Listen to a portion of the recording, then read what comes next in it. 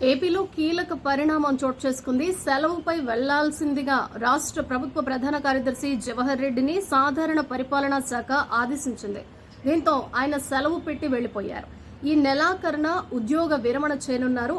ఆర్థిక శాఖ ప్రత్యేక ప్రధాన కార్యదర్శి రావత్ కూడా సెలవుపై వెళ్లారు. అనారోగ్య కారణాలతో లీవ్ పెట్టినట్లు ఆయన పేర్కొన్నారు. జవహర్ రెడ్డి సెలవుపై వెళ్లిన నేపథ్యంలో సాయంత్రం లోపు కొత్త సీఎస్ ను నియమించే అవకాశం ఉంది.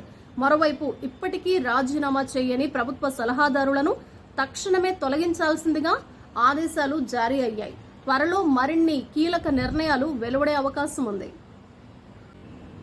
తెదేపా అధినేత కాబోయే సీఎం చంద్రబాబును కలిసేందుకు యత్నించిన వివాదాస్పద ఐపీఎస్ అధికారులకు అనుమతి నిరాకరించారు. మర్యాదపూర్వక భేటీ పేరుతో రాగా పోలీసులు అడ్డుకున్నారు. చంద్రబాబును కలిసేందుకు సిఐడి చీఫ్ సంజయ్ యత్నించారు. కరకట్ట గేట్ వద్దే కానిస్టేబుల్లు ఆయన కారును ఆపి వెనక్కి పంపారు. చంద్రబాబుపై అక్రమ కేసుల నమోదులో సంజయ్ కీలకంగా వ్యవహరించారు.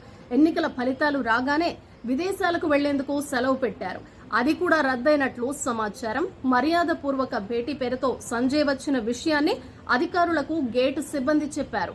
అనుమతి లేదని చెప్పడంతో ఆయన కారును వెనక్కి పంపారు.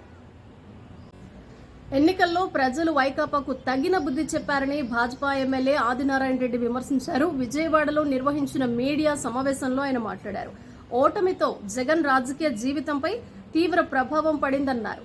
కేసుల భయం ఆయనలో స్పష్టంగా కనిపిస్తోందన్నారు.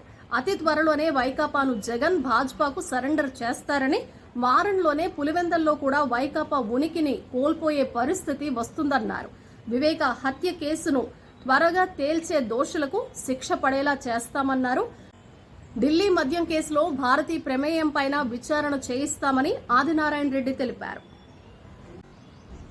ముఖ్యమంత్రిగా ప్రమాణ స్వీకారం చేయనున్న చంద్రబాబు మంత్రివర్గంలో మిత్రపక్షాలైన జనసేన, భాజపా భాగస్వాములైతాయా?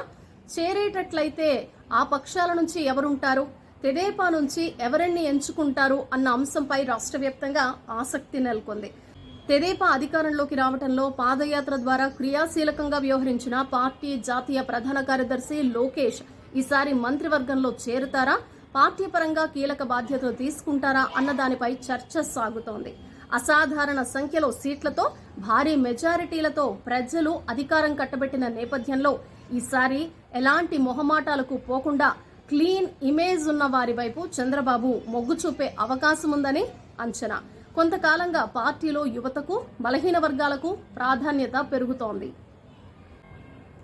భాజపా రిజర్వేషన్లు రద్దు చేస్తుందంటూ కాంగ్రెస్ పార్టీ తప్పుడు ప్రచారం చేసిందని భాజపా తెలంగాణ రాష్ట్ర అధ్యక్షుడు కిషన్ రెడ్డి విమర్శించారు. ఢిల్లీలో నిర్వహించిన మీడియా సమావేశంలో ఆయన మాట్లాడారు. లోక్సభ ఎన్నికల్లో తెలంగాణలోని 47 అసెంబ్లీ నియోజకవర్గాల పరిధిలో అత్యధిక ఓట్లు వచ్చాయి. సికింద్రాబాద్ లో కాంగ్రెస్ పోటీ చేయలేదని, ఎంఐఎం పోటీ చేసిందన్నారు. లోపాలు సరిదిద్దుకుని భవిష్యత్తులో రాష్ట్రంలో తమ పార్టీ అధికారంలోకి వస్తుందన్నారు. 6 నెలల్లోనే కాంగ్రెస్ పై ప్రజా వ్యతిరేకత మొదలైందన్నారు. బెంగళూరు రేవ్ పార్టీ కేసులో అరెస్ట్ అయిన సినీ నటి హేమను మూవీ ఆర్టిస్ట్ అసోసియేషన్ సస్పెండ్ చేసింది. పోలీసుల నివేదికలో హేమ డ్రగ్స్ తీసుకున్నట్లు నిర్ధారణ కావడంతో ఈ నిర్ణయం తీసుకున్నట్లు అధ్యక్షుడు మంచు విష్ణు తెలిపారు. హేమను సస్పెండ్ చేసే విషయమై బుధవారం ప్యానెల్ సమావేశమై సుదీర్ఘంగా చర్చించింది. అయితే తుది నిర్ణయానికి రాలేదు. హేమను సస్పెండ్ చేస్తున్నట్లు గురువారం అధ్యక్షుడు మంచు విష్ణు ప్రకటించారు. ఆంధ్రప్రదేశ్ అసెంబ్లీ ఎన్నికల్లో తెదేపా, జనసేన, భాజపా కూటమి జయకేతనం ఎగురవేసిన సంగతి తెలిసిందే. జనసేన పోటీ చేసిన అన్ని స్థానాల్లోనూ ఘన విజయాన్ని సాధించింది. ఈ క్రమంలో ఆ పార్టీ అధినేత పవన్ కళ్యాణ్ ఎంతో ఉత్సాహంగా ఉన్నారు. తాజాగా జరిగిన ఎన్డీఏ కూటమి నేతల సమావేశానికి తన కుటుంబంతో సహా హాజరయ్యారు. సతీమణి అన్నా లెజినోవా కొనెదెలతో పాటు తన కుమారుడు అకీరా నందన్ ను సైతం ఢిల్లీకి తీసుకెళ్లారు. కూటమి నేతల భేటీ ముగిసిన అనంతరం ప్రధాని మోడీకి తన కుటుంబాన్ని పరిచయం చేశారు. ఈ సందర్భంగా అకీరా ప్రధాని మోడీకి నమస్కరిస్తూ ఉండగా అతడి భుజంపై చెయ్యి వేసి మోడీ మాట్లాడుతున్న ఫోటో ప్రస్తుతం సామాజిక మాధ్యమాల వేదికగా వైరల్ అవుతోంది.